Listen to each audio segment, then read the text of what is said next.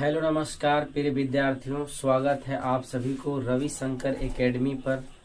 मैं पवन सर आज 2023 में मैट्रिक एग्जाम देने वाले विद्यार्थियों के लिए संस्कृत का ये चैप्टर संस्कृत साहित्य लेखिका से जितने भी वस्तुनिष्ठ प्रश्न बनेंगे उनका संग्रह मैं लेकर आपके बीच उपस्थित हूँ। तो आइए हम वीडियो की शुरुआत करते हैं और जो भी परीक्षोपयोगी वस्तुनिष्ठ प्रश्न हैं उसमें अंकित किए गए हैं जो कि आपके लिए काफी लाभप्रद साबित होगा। तो आइए वीडियो की शुरुआत करते हैं। पहला सवाल है, आधुनिक काल की संस्कृत कवयित्री कौन है? तो इसका राइट आंसर जो होगा वो होगा ऑप्शन नंबर डी, पंडिता क्षमा राव। नेक्स्ट है, वर्तमान काल की संस्कृत लेखिका कौन है? तो इसका सही जवाब होगा ऑप्शन नंबर सी, मिथिलेश कुमारी मिश्र। क्वेश्चन नंबर तीसरा है, संस्कृत साहित्य लेखिका किस प्रकार का पाठ है? तो इसका सही जवाब ऑप्शन नंबर डी होगा, निबंध।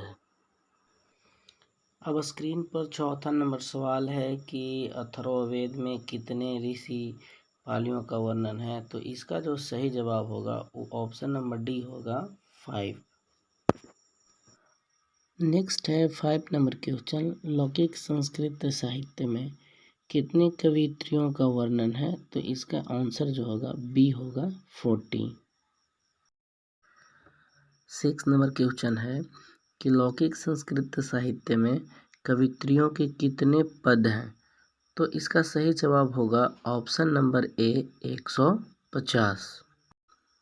अब स्क्रीन पर 7वां नंबर सवाल है कि विजयांका का काल किस शताब्दी में माना गया है? तो इसका जो जवाब होगा वो ऑप्शन नंबर ए होगा, 8। आगे 8वां क्वेश्चन है कि पंडिता क्षमा राव द्वारा रचित सत्याग्रह गीता किसके दर्शन द्वारा प्रभावित है? तो इसका जो जवाब होगा वो होगा option number A, Mahatma Gandhi. अब आपके सामने 9वां क्वेश्चन है कि पंडित क्षमा राव के पिता कौन थे? तो इसका सही जवाब होगा ऑप्शन नंबर ए, पंडित शंकर पांडुरंग। अगला सवाल है कि क्षमा राव ने किसकी रचना की है? तो इसका ऑप्शन नंबर क्या होगा आंसर? इसका होगा सी, शंकर चरितम। आगे है 11 नंबर सवाल, सबसे आसान सवाल है कि याज्ञवल्क्य ने आम्र तत्व की शिक्षा किसको दी थी? तो इसका सही जवाब होगा ऑप्शन नंबर ए, वह अपनी पत्नी मैत्रेयी को आम्र तत्व की शिक्षा देते थे। आगे है 14 नंबर क्वेश्चन, चालुक्य वंश के राजा कौन थे? तो इसका सही जवाब जो होगा ऑप्शन नंबर डी होगा, चंद्रादित्य। अगला सवाल है कि चंद्रादित्य की रानी कौन थी? तो इसका सही जवाब होगा option number B, Vijay Bhattarika. आगे है 16वां नंबर सवाल, विजयनगर का राजा किस भाषा का संरक्षण का प्रयास किया था? तो ये तो आप आसानी से बता देंगे, ऑप्शन नंबर ए होगा, संस्कृत।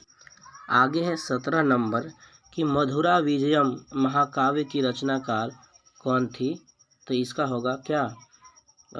इसका आपका होगा Ganga Devi, option number B.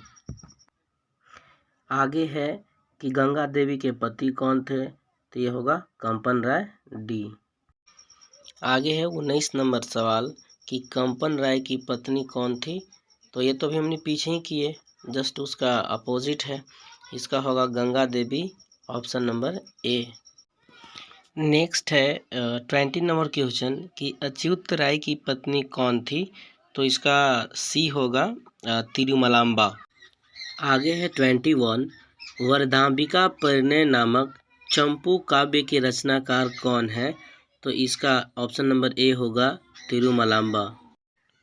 Next है आधुनिक काल की संस्कृत लेखिकाओं में कौन अतीव प्रसिद्ध है?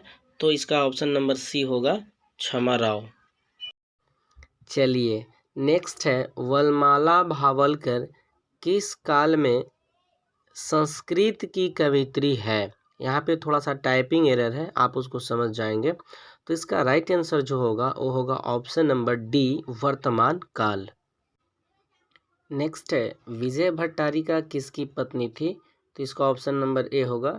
शायद ये सवाल एक बार पीछे भी आया था। नेक्स्ट है कि ऋग्वेद में कितने मंत्र दर्शनवती ऋषिकाओं का उल्लेख है? तो इसका ऑप्शन नंबर बी, चतुर्विशति सही होगा। नेक्स्ट है, महाभारत में किस लेखिका का उल्लेख मिलता है? तो इसका सही जवाब होगा ऑप्शन नंबर बी, मैत्रेयी का। आगे है कि गंगा देवी का समय क्या है? तो इसका ऑप्शन नंबर ए, 14वीं सदी राइट आंसर होगा।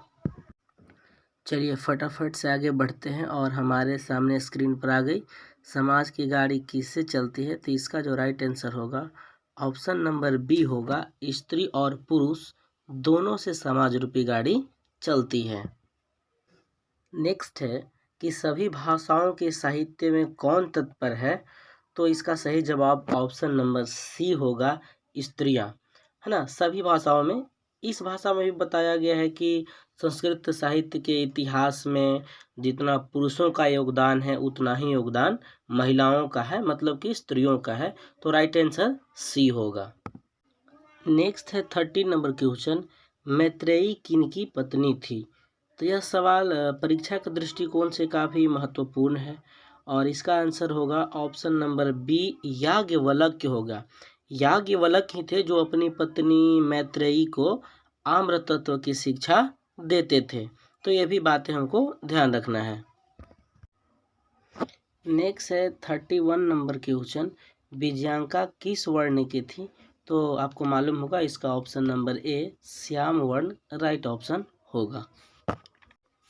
चलिए अब स्क्रीन पर 32 नंबर जो क्वेश्चन है वो है कि नीलोत्पलदल श्यामा किसे कहा गया है? तो इसका ऑप्शन नंबर बी सही होगा, विजयांका। अगर हम विजयांका की बात करें तो दंडी ने सबसे पहले इन्हें ही सर्वशुक्ला कहा था। आप देखे भी पीछे वाले क्वेश्चन में इनका रंग पूछा गया था तो श्याम वर्ण की ये हैं। विजयांका के बारे में एक और बात पूछा जाता है कि लौकिक संस्कृत के प्रथम कवित्री कौन थे? तो इसका आंसर भी विजयांका होता है। तो हमें सारी बातों को ध्यान रखना है। नेक्स्ट क्वेश्चन है, नीलोत्पलदल श्यामा सरस्वती श्लोक कहाँ से लिया गया है? मतलब कि किस पाठ से लिया गया है? तो इसका ऑप्शन नंबर डी होगा, संस्कृत साहित्य लेखिका। नेक्स्ट है, लौकिक संस्कृत के प्रथम कवित्री कौन है? इस प्रश्न का जिक्र तो हम लोग पीछे ही कर लिए हैं। इसका राइट आंसर जो होगा ऑप्शन नंबर सी होगा, विजयांका। ये रिपीटेड सवाल है, श्याम वर्ण कौन थी? तो आसानी से इसका हम लोग जवाब दे देंगे, option number B, Vijayanka. Next है 36, दंडी ने सर्वशुक्ला किसे कहा है? इसका भी जिक्र हम लोगों ने पीछे कर लिया है, ऑप्शन नंबर ए, विजयांका इसका सही जवाब होगा। नेक्स्ट है 37, आम्र तत्व की शिक्षा किसे देते थे? ये भी रिपीटेड सवाल है, इसका ऑप्शन नंबर डी, मैत्रेयी सही जवाब होगा। नेक्स्ट 38 नंबर जो क्वेश्चन है कि दार्शनिक के रूप में कौन वर्णित है? तो इसका सही जवाब जो होगा ऑप्शन नंबर बी होगा, मैत्रेयी। नेक्स्ट है, गार्गी किनके सभा में विदुषी थी? तो इसका सही जवाब ऑप्शन नंबर सी होगा, जनक। आगे है कि गंगा देवी ने किस महाकाव्य की रचना की थी? यह सवाल परीक्षा के दृष्टिकोण से काफ़ी महत्वपूर्ण है। तो इसका सही जवाब ऑप्शन नंबर सी होगा, आप इसे अच्छे से ध्यान में रखिएगा। नेक्स्ट 41 नंबर क्वेश्चन है, अच्युत राय कहाँ के राजा थे? तो इसका सही जवाब ऑप्शन नंबर डी होगा, विजयनगर। पीछे एक सवाल आया था कि अच्युत राय की पत्नी का क्या नाम था? तो वहाँ हम लोग देखे थे उनकी पत्नी का नाम था तिरुमलाम्बा। नेक्स्ट प्रश्न है कि अच्युत राय का काल क्या है? तो इसका सही जवाब ऑप्शन नंबर सी होगा, षोडश शतक।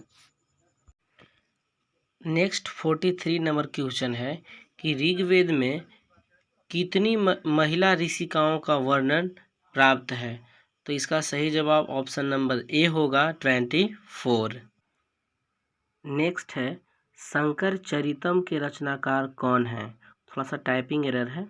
इसका ऑप्शन नंबर ए सही होगा, पंडिता क्षमा राव। पंडिता क्षमा राव के पिता का नाम शंकर पांडुरंग था और अपने पिता पर यह अपनी रचना लिखी थी।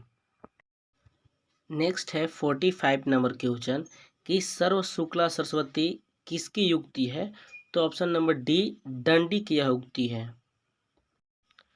नेक्स्ट है 46 नंबर कि जनक की सभा में शास्त्रार्थ कुशला कौन थी?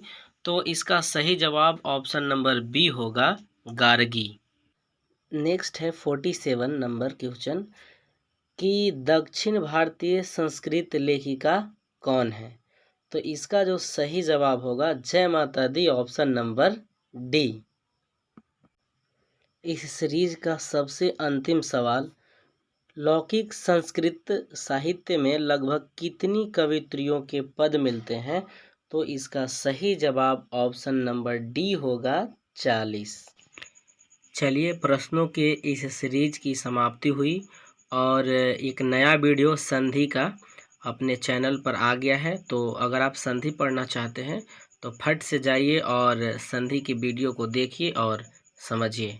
फिर मिलते हैं अगले वीडियो में, तब तक के लिए धन्यवाद।